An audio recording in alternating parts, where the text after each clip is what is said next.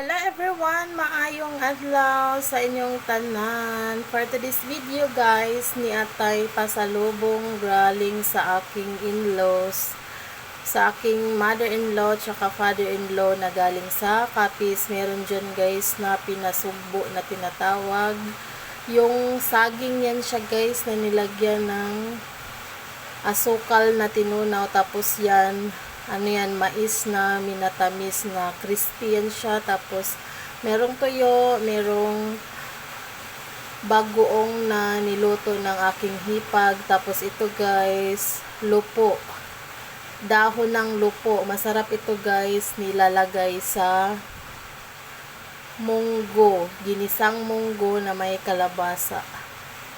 Yan guys, ang dami niya. Tapos ayan guys, pati kalabasa, meron din silang dalang kalabasa. Ang layo ng pinanggalingan ng kalabasa, sa Capiz pa talaga. Tapos ito guys, meron pang takway. Takway ito guys, masarap ito i-adobo with baboy. So yun guys, marami-rami din ito.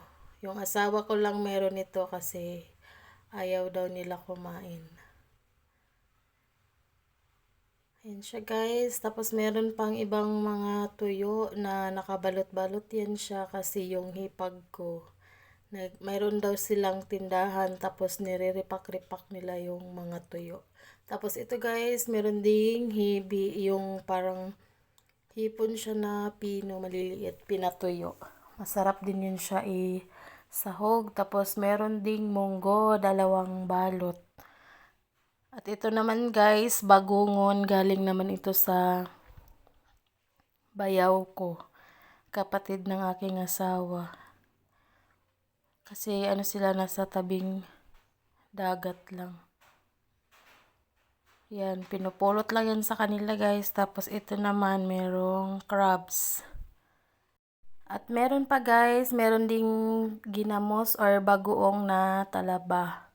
Sarap din ito guys. Tapos ito, batuan, pang paasim naman, pwede ilagay sa sinigang. So ito yung lahat guys na crabs. Hinati-hati lang namin, kaya yung napunta sa amin ay 3 peraso lang. Yun lang po. Salamat sa panonood.